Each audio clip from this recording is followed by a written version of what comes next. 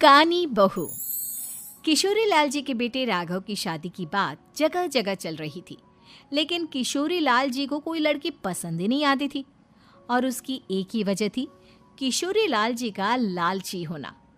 उनको लड़की वालों से मोटा दहेज चाहिए था और इसी चक्कर में एक दिन वो एक बहुत पैसे वाले के घर अपने बेटे का रिश्ता लेकर पहुंचे। उस आदमी का नाम था ओम प्रकाश। देखिए किशोरी लाल जी, मेरी एक ही बेटी है और मेरी सारी संपत्ति जायदाद सब कुछ मेरी बेटी नैना का ही है। पापा, नाम से लगता है बहुत खूबसूरत होगी। कितना अच्छा नाम है ना, नैना। ओ, वैसे बात तो सही है आपकी। अब इतना पैसा है, जमीन जायदाद है, इकलौती बेटी, आप भी क्या करेंगे? सब कुछ उसे ही देंगे ना। बिल्कुल ठीक पहचाना आपने। बस बेटी की शादी और सारी जायदाद उसके नाम।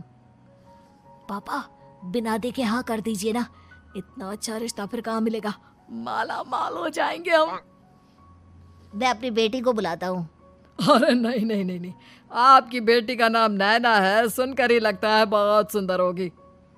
रहने दीजिए अंकल, मैं तो आपकी बेटी के नाम से ही इतना खुश हो गया हूँ कि उसे बिना देखे शादी करने को तैयार हूँ।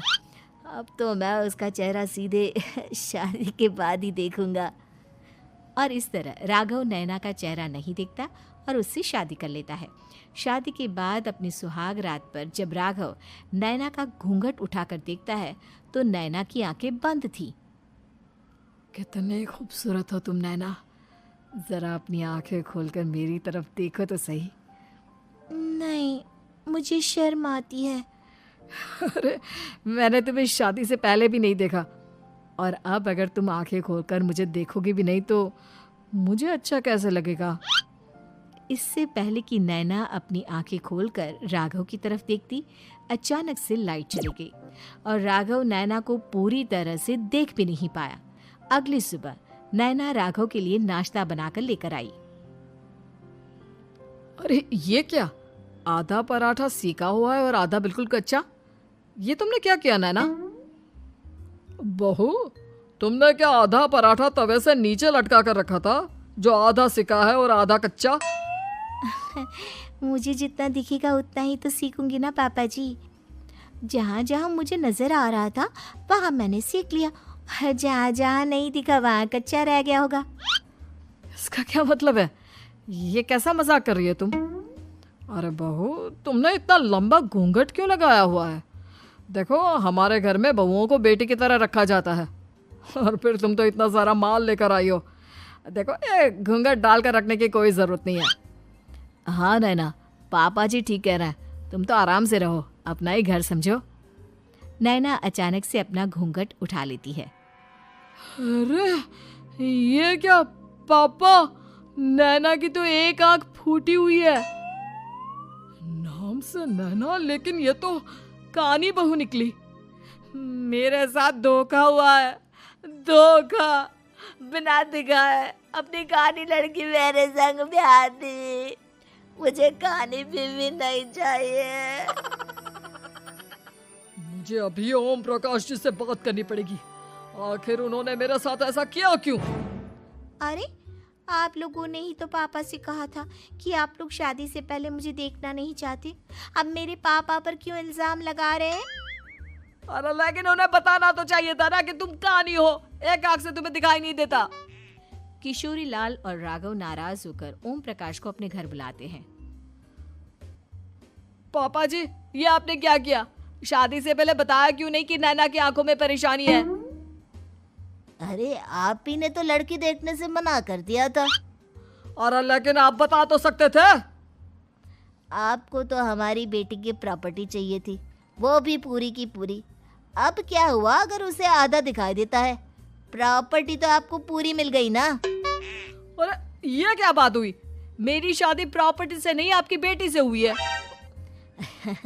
अब ये तो पहले सोचना चाहिए था, तब तो मेरी प्रॉपर्टी देखकर तुम्हारी जुबान लप लपा रही थी। लेकिन मैं कानी लड़की को अपनी बीवी बनाकर नहीं रख सकता। पापा, कुछ करिए ना आप। हाँ, करता हूँ। देखिए ओम प्रकाश जी, आप हमारे साथ ऐसा नहीं कर सकते। और तुम देखो, अगर तुमने मेरी बेटी से शादी तोड़ी ना, तो जो भी प्रॉपर्टी मैंने तुम्हें दी है वो तो पूरी की पूरी वापस ले ही लूँगा, और आधी प्रॉपर्टी तुम्हारी भी लूँगा। अरे मेरी आधी प्रॉपर्टी भला क्यों लेंगे आप? इसलिए क्योंकि मेरी बेटी को आधा नज़र आता है और उसकी नज़र अभी तक तुम्हारी आधी जायदाद पर ही पड़ी है। अब तुम उसे घर से निकालोगे तो कुछ तो लेकर जाएगी ना। और अगर हम आपकी बेटी को अपने घर की बहू बना कर रखे तो? तो तुम्हारी पूरी प्रॉपर्टी तुम्हारी ही रहेगी, और जो मैंने तुम्हें दिया है ना, उसमें से बस मैं आधा लेकर जाऊंगा। अरे लेकिन अब आप अपनी दी हुई प्रॉपर्टी में से आधी वापस क्यों लेकर जाएंगे? अगर मैं आपकी बेटी को अपनी पत्नी बनाकर रखने को तैयार हूं तो? इसलिए ताकि भविष्य में अगर तुम मेरी बेटी को धोखा दो तो उसके पास कुछ तो रहे जो पति का हो। वैसे मेरे पास तो बहुत कुछ है, लेकिन अपने पति की कोई निशानी तो उसके पास होनी चाहिए ना। अब अगर तुमने मेरी बेटी को कानी कहा तो तुम्हें प्रॉपर्टी भी कानी ही मिलेगी, पूरी नहीं। जमाए राजा। किशोरी लाल और राघव समझ चुके थे कि वो बुरी तरह फंस चुके हैं और अब उनके पास वहां से निकलने का कोई चारा नहीं है।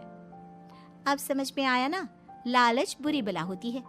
एक तो तुम्हें प्रॉपर्टी मिली, ऊपर से बीवी मिली, उसमें तुम्हें नखरे भी दिखाने हैं। आए बड़े, चुपचाप बैठो दोनों। कुछ दिनों के बाद नैना राघव की कार लेकर बाजार घूमने निकलती है और जब कार लेकर वापस आती है, ये क्या? एक तरफ से मेरी गाड़ी पूरी खराब हो चुकी है। लगता है तुमने मेरी गाड़ी को किसी दूसरी गाड़ी के साथ एक्सीडेंट किया है। अरे अरे कितना बड़ा नुकसान कर दिया तुमने बहू। वो क्या है ना पापा जी, मुझे एक आंख से दिखाई नहीं दे रहा था, सामने से गाड़ी आ रही थी। मुझे तो सिर्फ आधा ही दिखाई दिया और वो गाड़ी मेरी कार से रगड़ते हुए निकल गई। अब मैं क्या करूं बताओ? आप इसे ठीक कराने के पैसे कौन देगा? तुम्हारे पापा। तुमने मुझसे इस तरह से बात की? अभी रुको। नैना राघव की शिकायत ओम प्रकाश को कर देती है। देखो राघव, अब जो मेरी आधी प्रॉपर्टी तुम्हारे पास थी ना, उसमें से आधी और मैं लेकर जाऊंगा, क्योंकि तुमने मेरी बेटी को डांटा।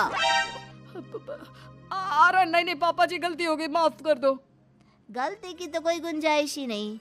अगली बार मेरी बेटी को डांटा तो बची हुई आधी में से आधी और ले जाऊंगा। लालच के चक्कर में हम दोनों ने बहुत बड़ी गलती कर दी बेटा। एक तो तुम्हें कानी बहू मिली और ऊपर से जो माल मिला वो भी काना।